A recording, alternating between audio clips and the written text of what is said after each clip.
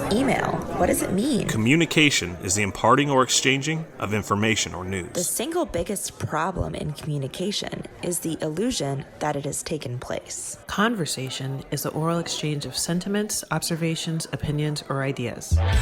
Forbes Books Radio presents The Conversation with Clinton M. Padgett. Today I'm having a conversation with Daniel Harkavy. Daniel is the founder and CEO of Building Champions, an executive coaching firm that has worked with thousands of leaders and organizations to improve the way they lead and live, including Daimler, Chick-fil-A, and Nike. He's also the author of 3 books, including his latest, The 7 Perspectives of Effective Leaders. Daniel, thanks for joining me on the podcast today. Clint, it's great to be with you. Thanks for having me. No, it's my pleasure. Let me start by saying that I really enjoyed the book, and I got a lot out of it. In fact, it took me a little longer to read than I anticipated because you'd make some point that it would make me pause and do some introspection, which led to a lot of notes on my own personal next steps. Then I'd remember that I was supposed to be preparing for our talk and jump back into the book. But you also have a lot of great resources on your website that I found beneficial as well. And we'll mention some of that a little bit later on. I'm curious, what led you to write the book? I'm sure it wasn't just for me. Was there some aha moment, or was it a realization over time that this was needed? Yeah, well, so first off, I'm pleased to hear that the book had that impact on you. When I write books, I always want to write them in a way to where you're either writing throughout the book or you've got a journal next to you, because there should be takeaways for you that you can implement, and they will make you, a better leader. So that's always one of those desired outcomes for me when I sit down and begin to put a manuscript together.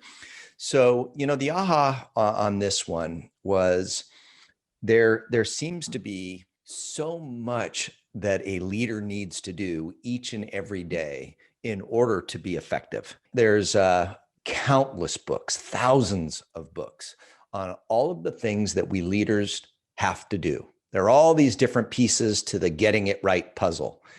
And I'm a simple guy, Clint. I like to create frameworks and models that are easy to understand, because I believe if it's easy to understand, then it's easy to do. And if it's easy to do, well, then you have a higher probability of getting results. So I've got to create models that make it easy for us to understand. So you take this topic of leadership effectiveness and you try to boil it down. And about 7 years ago, I was thinking about leadership and really what makes my executive level clients as successful and effective as they are. And I've had the unique privilege for 25 years as the CEO of Building Champions, a CEO mentor, and an executive coach. I've had the unique privilege of walking by amazing leaders. And what I came up with was that a leader's effectiveness is determined by just 2 things. Let's simplify this. There's nothing more: the decisions you make and the influence you have. And if you focus on decision-making and influence, and you figure out how to elevate your decision-making ability, and you don't ignore your influence side, you have to have both halves to the whole. If you do that, you're going to be effective. So then the question is, well, how do you help a leader to do that? And I then said, there's at least 5 perspectives you need to see your business from. If you miss any of these 5, well, then you're not going to make great decisions and you're not going to be as effective as you could be. And I started rolling that framework out with these first 5 perspectives with our clients. And we had one large client that's Daimler, Mercedes-Benz, their truck division in North America. And years ago, we began introducing the model to them when it was the 5. And we tested it and we tried it, and then we used it in other businesses. And then I realized, there's 6. You can't wrap that 5th perspective, which is the customer. You can't wrap that into current reality, which is what I wanted to do.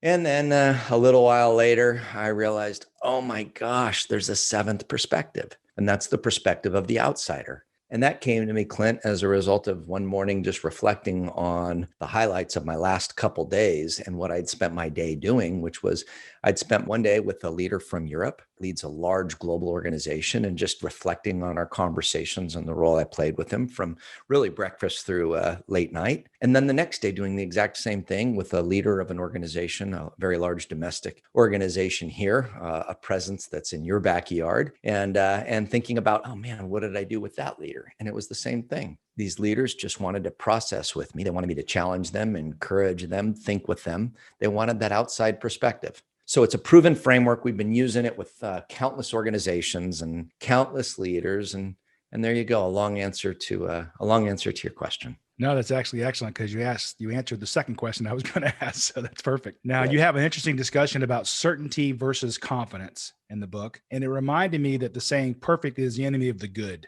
Yep. Why is confidence needed more than certainty in leadership? You don't ever have certainty, and maybe that's a big statement. But I would say that 95% of leadership, you're moving forward, not knowing how everything fits together, not knowing how humans are going to respond, not exactly knowing what your competition's going to do, or what the legislators are going to do to your industry, or what the World Health Organization is going to do to your business. You have no clear certainty on any of those things. So there's always an element of risk. And that's why you need to be intentionally curious. Those two words I use throughout the book, and those two words are an attribute of the best leaders. It's birthed out of humility. So leaders who have this intentional curiosity are always asking all of the right questions to stack the odds in their favor so that they have confidence and courage so that they can continue to move the organization from where it's at and not be managers who are trying to build a fence around the business and manage the business defensively, but to take the risk, take ground, and continue to move the organization forward into new territory. That's our job as leaders. Leaders need to be creating a business that's more valuable, that provides better quality, better service, better performance in the years ahead. That's our job. So I don't know if we ever get to a place of absolute certainty around our decision making, but we should be at that place of confidence. We've got the intel we need. We've thought about it. We've had the right conversations, and that in itself gives us the courage to take the risk because we've got a good plan in place. We've got gates in place that will cause us to realize if we're on the wrong track early on. There you go. All right. Well, there are three essential mindsets you kind of weave throughout the book, and you just mentioned two of them: intentional curiosity and humility. What's the third one? Rigor or discipline. You need to have discipline in looking at your business from the different perspectives. So, Clint, would it be okay if I shared with your listeners what these 7 perspectives are? Please. And okay. So I say that in order to make the best decisions and have maximum influence, you have to see current reality. That term, the ivory tower leader, was coined because leaders lose sight, lose touch, no longer find interest in current reality. They don't get the business anymore. And the team knows that. They know that they're disconnected. So when the team starts to see, when key constituents start to see, when customers start to see that you don't really understand the business, what happens is, of course, your decision-making suffers, but you think about it. Maybe you've been on that team before where you've got that disconnected ivory tower leader. You start to lose confidence in them, consciously, subconsciously, and their influence in your role and in the business starts to wane.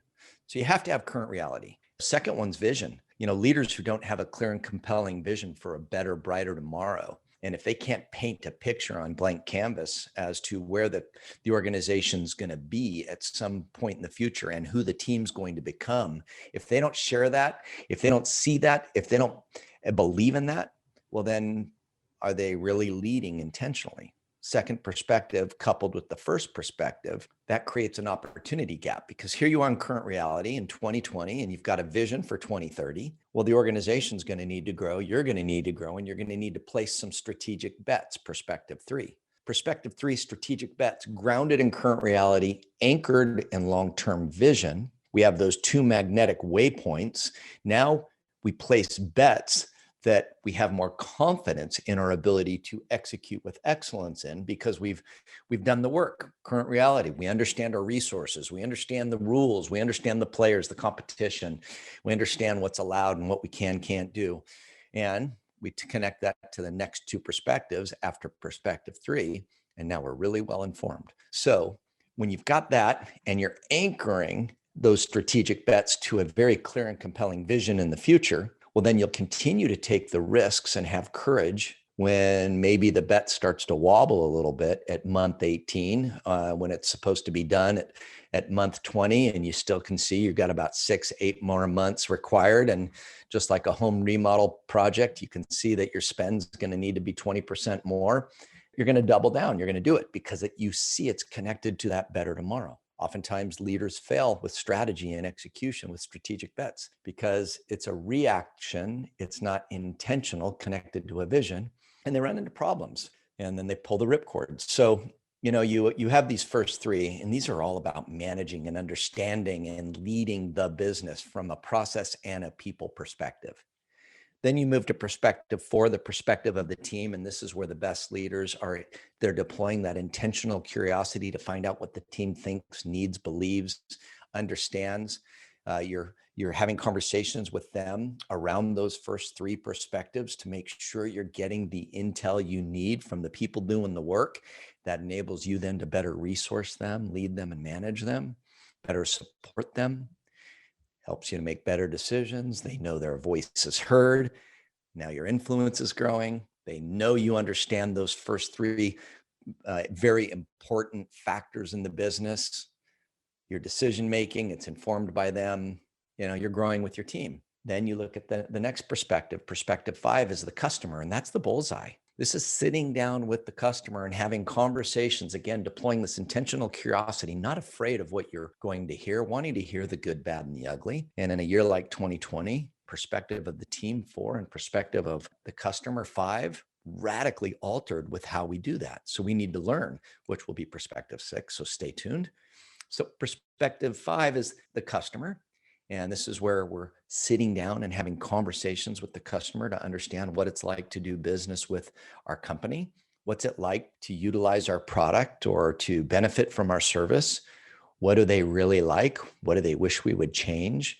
And then to understand their business, what's working well and what's not, and where are they headed in the years ahead? Now, this is a B2B conversation, but if you're in a business that's retail or B2C, then you're having those same types of conversations and wanting to understand where the end user is and what they're going to be needing in the years ahead. And I got countless stories about leaders that are phenomenal in both types of businesses and how they really get that perspective of the customer. Perspective 6 is your role. That's you understanding what's made you the leader that you are, and then identifying where you need to grow as a result of what you're seeing and hearing in those first 5, because you might be the leader that prevents your business from becoming the business you see in your vision. So you've got to continue to evolve. You can't ever get to that place where now you get to cruise. No such thing. And the 7th perspective I mentioned earlier, and that's the outsider, and that's that advocate, that's that listener, that's that encourager, that's that seasoned, experienced source of wisdom that will challenge you, encourage you, help you to think about those first 6, and then speak into that 6 being your role and help you to really perform well. That could be a coach, a mentor, a board member, a peer group network. It can have a few of them,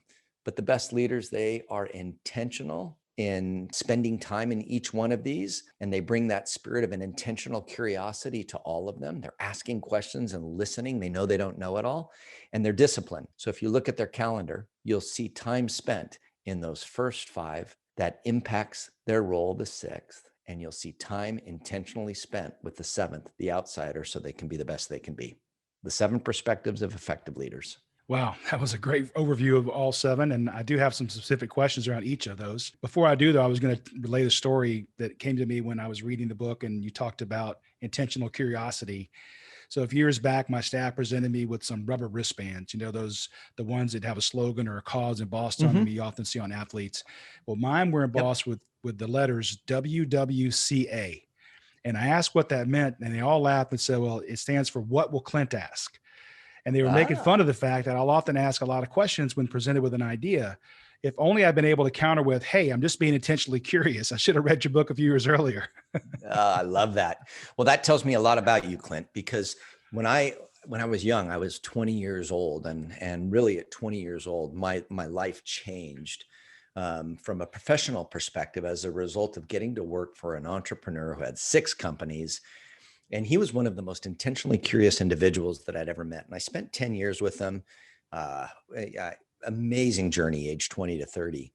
And he would ask question after question about all sorts of things. And I found it to be fascinating that he found me fascinating. And what happened was I learned that this guy just had this appetite for learning and growth. Then when you wanted input, when you wanted to understand something, he was one of the most wise leaders you'd ever meet. And I just learned that, you know what, that's a really beautiful attribute and a required attribute. Nobody knows it all. So, you feel cared for. There's a few sayings that I have in the book, and one of them you might want to make sure you have underlined. There was a guy by the name of Najib Booz. He was Nobel Peace Prize winner, and Najib says that you can tell a man is clever not by the answers that he gives, but by the questions he asks. Yep. And that's a bingo, right? And then, for the perspective of the team and the perspective of the customer, they say the number one way you show that you care for another human is by how you listen to them. Well, that means you need to be asking the right questions and really listening. Those things put together, those are a few of the breadcrumbs on the trail to leadership effectiveness. I had the advantage when I went to college. I was an older student because right out of high school, I joined the Navy and spent 6 years there. So when I got to Georgia Tech to get my undergrad, I was 24 years old, and I wasn't looking to, trust me, nobody parties like sailors parties, right? So I wasn't looking to go to all the parties and all that. I was looking to really understand and learn things. And so my boss at the time, I was co-oping, I was taking longer than 4 years to finish, which was okay with me because I was paying my own way. And he says, what are you going to tell people when they ask you, why did it take you 6 years to go through college? I'm going to say that I was there to get an education and not a degree. That's really what it's all about, right? It's getting education. Absolutely. Absolutely. You and I, we have a lot of similar philosophies and beliefs, Bud, because Sherry and I, my wife and I we have 4 kids of our own, 2 of them married. First grandchild just came, second one coming in the next couple months. But we also had 9 other kids living in our home from really 96 through today. And the way we've educated this huge brood of humans is we've always wanted to instill in them a love for learning. We weren't so concerned about the passing or grade on a test. We were interested in a love for learning, and then the energy and the effort that one puts into that learning so that they have the outcome of knowledge at some later point in time. So I agree with that wholeheartedly. Now, you say that the last 6 perspectives really depend on the first one, which is called current reality. Why is current reality so foundational to the other 6? Well, everyone listening to us uses Waze, Google Maps, or the Apple Map, right? It's pretty straightforward. You can put your destination in there, but if that thing doesn't read your current reality, your current location, directions are going to get you lost. You have to really understand it. And I've seen countless leaders, of big organizations, Clint, I've seen them lose their way. And, I go in and I do executive teamwork, and there's so much energy wasted and so much, water cooler chatter and time and emotional drama when the leader just doesn't get the business anymore.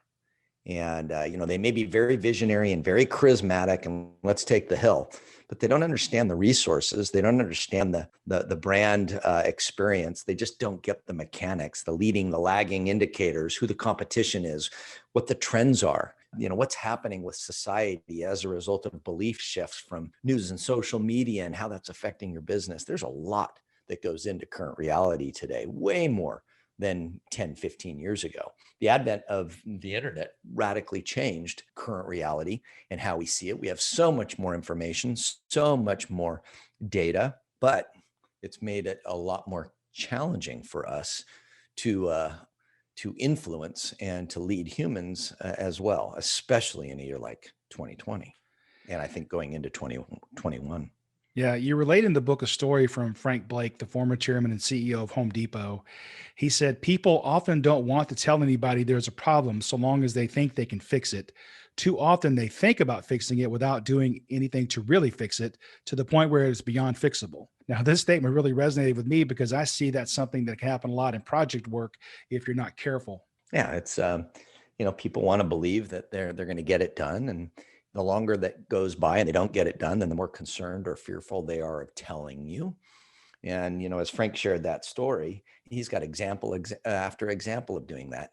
And then, you could also look at Alan Mulally when he took over Ford. The company's losing massive dollars each and every day. And he sits in his first executive team meeting and says, all right, how we all doing? And let's use a red, yellow, green system. Green means we're on track. Yellow means alert, we've got problems, and red means we're bleeding, we're in trouble. And he tells the story of how everybody around the table is giving him greens. And he's like, well, then why the hell are we losing millions of dollars every day? Probably hundreds of millions, And so we want to hide it. No one wants to do that. But it's up to the leader to create an environment where people are comfortable bringing current reality to you. That's why you have to be intentionally curious. In 2020, Frank and I have been on several CEO roundtable meetings this year. He's now the non-executive chairman of Delta Airlines in your backyard there. And he and many other CEOs and chairmen join for these conversations that we have at Building Champions. And Frank just talks about how we humans, it's very difficult for us to ask for help. And the connection that we used to have when we could just walk through the office and talk to people in 2020 has been radically impacted. So getting current reality now can even be more challenging than it was back in January, February of this year. So you've got to change your game. Are there any other blind spots we need to be aware of when regarding the current reality perspective? Well, yeah, just don't be defensive. I mean, the moment defensiveness kicks in, the moment you bite back when you're hearing the good, the bad, and the ugly, that's when you're in trouble. And then also you want to challenge. See, the reason you want to be intentionally curious of the current reality is it informs you what questions to ask when you then have your one-on-ones with your team. When you understand current reality, it informs the questions you want to ask when you're meeting with your customers. Current reality, the leading and the lagging indicators, that dashboard, those reports that you're looking at, they inform you of how the business's health is today and maybe in the 6 to 12 months in the future. That might be a long shot these days, but it informs you of what questions to ask. So you really need to make sure you're investing time in it and that you're not defensive. You're asking for the good, the bad, the ugly. You reward the truth tellers. You need that information. Good organization is an organization that is filled with people that know they have not arrived. There's still more. We can improve. We can get better. We can become more efficient. We have not arrived. We celebrate every victory, but we know we're still on a long journey to get us to that perspective too, that vision, that better tomorrow. Absolutely. One of the things that I'm always cognizant of is the way we define words. Your second perspective is called vision. And I was wondering, how do you define vision? Great question. Great question. I think everyone listening right now, if we were to line everybody up, I have no idea how many people listen to your podcast, but I'm assuming quite a few. And we were to ask them all, okay, how does one create a corporate vision, and have them put that in a sentence? We'd have so many different answers. And I've seen this in all sorts of executive team meetings over the last 3 decades. And what I say is a great vision answers 3 questions that everybody on the team and doing business with you should have. Question number 1, what do we belong to? Question number 2, who are we going to become? And question number 3, what are we going to build? When we take our clients through vision, it's a multi-page document. It's not just some slogan. When you answer the question, what do you belong to? What do we belong to? Well, that's answered by our convictions, not our values, because every company has values that they post on, or at least they used to in their lunch break room, but they then wind up in serious trouble when they don't live those out because values are overrated. Everybody values good health. Everybody values a good marriage. Everybody values being a good citizen, yet our behaviors don't always align. So I say you have to have convictions, things you'll fight for. What are those 3 to 5 things that you as a leader will fight for? And you're going to bring those into the culture, the thinking, and the DNA of the business you lead. So identify convictions and then correlating behaviors, and then purpose. And the organization's purpose, why does it exist? It's more than, shareholder return. It's more than making money. It's more than market share. There's always a greater purpose that positively impacts those that consume your product or service. There's always, it can be the experience they have in your restaurant. It can be the safety they feel when driving your product. It can be the efficiency that they gain by utilizing your system. There's always some sort of real human impact from every business that I've ever been in for 3 decades. So you answer belong to with convictions and purpose. The big part of a building champions client vision is who we're going to become. And that's where you start to paint a picture, department by department, paragraph by paragraph, what we're going to be known for, who we're going to become in the years ahead. And as you do that, you start to explain to your teammates how they're going to grow in the future, and how by them trading in the majority of their waking hours to be on your team, they're going to improve, be challenged, be sharpened, and have an opportunity to join an organization and a team that's going to create something even more special in the years ahead. And then what are we going to build? That's that good old Jim Collins and Porras piece on the BHAG. It's going to be that big, hairy, audacious goal. Like, man, if we get all this right, together, we're going to accomplish something extraordinary. It might take 10 years, 20 years, 30 years, but when it's done, we will be the premier. We will be the global marketplace leader. We will be best in class. We will have served so many millions of people. Whatever it is, the best leaders, their vision incorporates all three of those 3B questions. And you also say that an effective vision must pass the 2C test. What is that? Clear and compelling. If your vision's not clear and compelling, clear enough to build a plan from, well, then you really can't utilize it strategically. And vision impacts culture, it impacts hiring, it impacts development, and it impacts managing the business. Strategic bets. If you don't have a clear enough vision that you can anchor your strategic bets to it, well, then execution is going to be a nightmare for you. And then compelling, it's got to cause your palms to sweat. It needs to cause you to feel a little of that angst. It needs to cause you to want to stretch.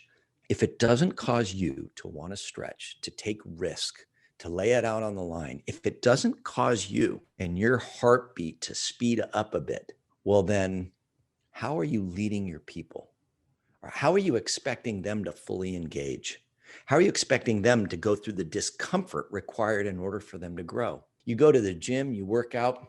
You know, I can't stand doing leg workouts. I'd rather run. When you work out legs and you haven't done it in a while, you know that 2 days later, you can barely walk. As those muscles are rebuilding and they're being strengthened, there's pain in that. Well, the same is true for us as humans when we need to grow with new skill. The same is true when we humans need to grow by accumulating more knowledge, especially as we get into our third, fourth, fifth decade of life. So clear and compelling. If it doesn't cause you to stretch, well, it's not going to be compelling enough to cause your teammates to stretch, to engage, to align, to be selfless, in order to create something special. Yeah, I don't really have a question around this next one, but I love this, and I wrote it down and underlined it. And the statement you made that says, vision isn't about telling people what to do. It's about painting a picture that excites them to join you in a journey to someplace truly spectacular. I think that summarizes what you just talked about. And I've seen leaders do it over and over again. I've got a story in there, Martin Daum. You know, Martin's a client of mine and become a great friend. And Martin is the chairman of the Daimler Global Truck Board. Daimler is the parent company for Mercedes-Benz. And in their truck division, they have products, plants, facilities all around the world. And we get to work with Martin as well as all of the CEOs that run that massive business. And when Martin, prior to taking the role as chairman of the board and moving back to Stuttgart, Germany, he was here in North America. He was in Portland, and he was the CEO of Daimler Trucks North America. And he took it over. It was a brand that was, it was an organization that was put together from a few different brands. They do a lot of acquisitions. So they owned Freightliner, Western Star. Anyways, he took it over and it was in trouble. And it was in absolute trouble. And it was in trouble so much so that people were questioning whether it would exist in the years ahead. And he came to it and he said, you know what we're going to do is we're going to build a business to where we're the global marketplace leader, measured global marketplace leader. And these will be the strategic bets. He called them pillars. These are going to be the strategic bets that we're going to focus on for the years ahead, that if we focus on with excellence, will lead to us being that premier, that global marketplace leader. 9 years later, celebrates global marketplace leader, dominates. And that's why he moves from CEO of North America to chairman of the entire organization and part of the Mercedes-Benz Daimler advisory board. Amazing leader, intentionally curious, and a guy who painted a picture for where they would be at some point in the future, when he'll tell you everyone around him looked at him and thought he was a bit crazy. That concludes part one of my conversation with Daniel Harkavy, the CEO of Building Champions and author of The 7 Perspectives of Effective Leaders. Coming up in part 2, we'll discuss why we should perform premortems in addition to postmortems. Teams need to do premortems, not just postmortems, to where in advance you figure out, if we place this bet, what's going to cause it to fail? And you have a robust conversation identifying all of those fail points. That, coupled with identifying your gates and your tripwires, setting specific dates to them, defining what success will look like, what will cause us to stay on course, and what will cause us to pause, or even what would cause us to kill the bet because we don't win all bets. Having that clearly articulated up front helps you to take the emotion out of it and enables you to make more effective, efficient, right decisions. Thanks for listening to The Conversation with Clinton M. Padgett. To find out more about Clint, go to projectsuccess.com or pick up Clint's book, The Project Success Method, at Amazon.com. This has been a production of Forbes Books Radio.